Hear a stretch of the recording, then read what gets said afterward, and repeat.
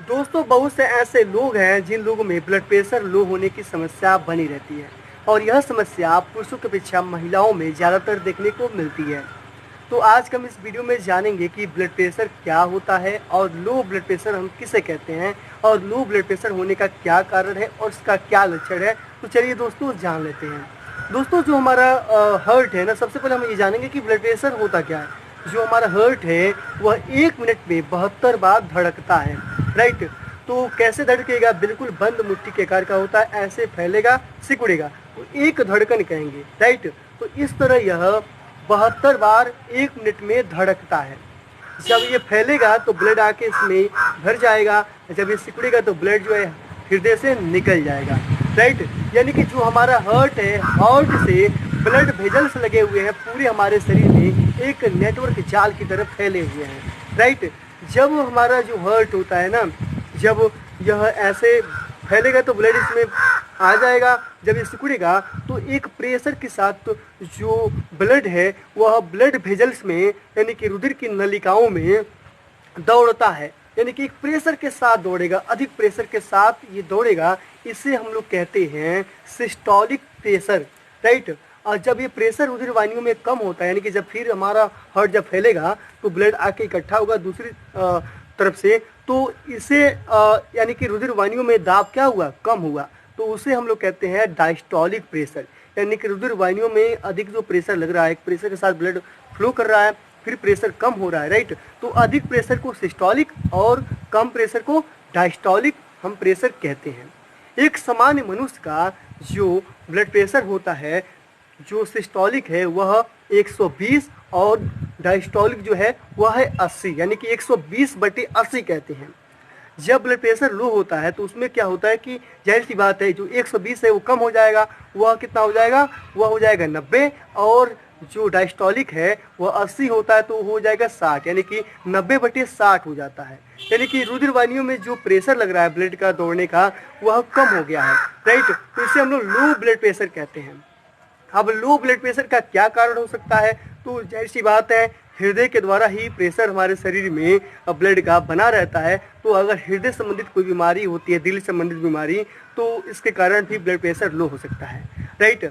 या थायराइड जो प्रॉब्लम है किसी व्यक्ति में, तो थायराइड प्रॉब्लम के कारण भी लो ब्लड प्रेशर हो सकता है। या लीवर संबंधित कोई बीमारी है ना, तो उसके कारण भी ब्लड प्रेशर आपका लो हो सकता है। या डायबिटीज़ है तो डायबिटीज़ के पेशेंट में ज़्यादातर ब्लड प्रेशर लो होने की समस्या बनी रहती है। या शरीर में पोषण की कमी यानी कि पोषक तत्वों की कमी हो जाती है, तो उसके कारण भी ब्लड प्रेशर लो हो सकता है।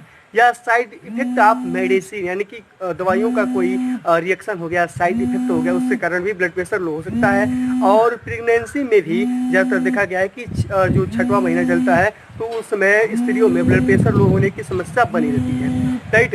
या डिहाइड्रेशन, यानी कि शरीर में पानी की कमी हो जाए तो उसके कारण भी ब्लड प्रेशर लो होने की समस्या बनी रहती है। या शरीर में खून की कमी भी हो जाए तो उसके कारण भी ब्लड प्रेशर लो हो सकता है, राइट। तो जब ब्लड प्रेशर लो होता है तो होता क्या है कि जो हमारा जो मस्तिष्क है ना, तो उसमें सही मात्रा में ऑक्सीजन नहीं पहुंच पाता है, उसका संचरण नहीं हो पाता है ऑक्सीजन का हमारे मस्तिष्क में। तो जाहिर सी बात है, तो सर चकराना, राइट, कभी कभी बेहोशी की भी हालत हो सकती है। इसके अलावा अगर आप कहीं बैठे हैं या लेटे हैं तो खड़े होते हैं तो जो सिर है वो घूमने लगता है, और कभी कभी लो ब्लड प्रेशर के कारण व्यक्ति डिप्रेशन में भी जा सकता है, यानी कि डिप्रेशन के भी लक्षण इसमें ज़्यादातर देखने को मिलते हैं।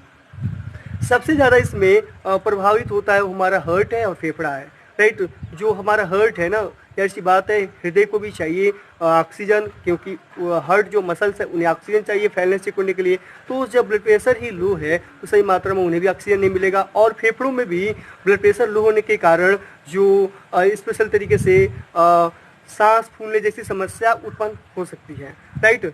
तो जिन लोगों में ज़्यादा यानी कि ब्लड प्रेशर लो होता है तो उनमें लक्षण यही आते हैं कि शरीर में दर्द होगा, राइट, और सर घूमने जैसी समस्या हो जाएगी, या डिप्रेशन के भी लक्षण आने लगते हैं।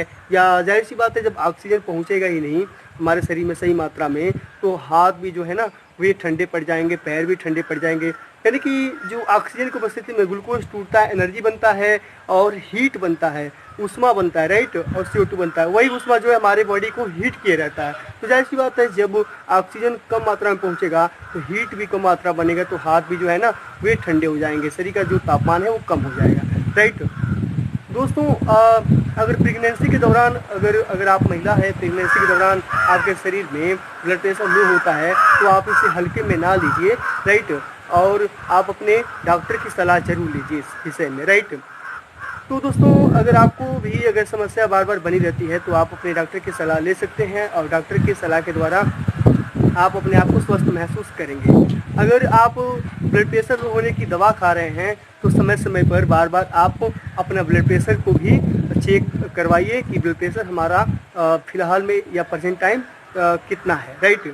तो ब्लड प्रेशर समान होना बहुत ज़रूरी है, लो है तो दिक्कत है और हाई भी है तो दिक्कत है, राइट। तो आई होप दोस्तों हमारे द्वारा दी गई ये जानकारी आपको समझ में आई होगी। अगर आपने अभी तक हमारे यूट्यूब चैनल को सब्सक्राइब नहीं किया है तो हमारे यूट्यूब चैनल को सब्सक्राइब कर लें। अगर आप इस वीडियो को फेसबुक पर देख रहे हैं तो हमारे फेसबुक पेज को लाइक कर लें। दोस्तों वीडियो देखने के लिए धन्यवाद।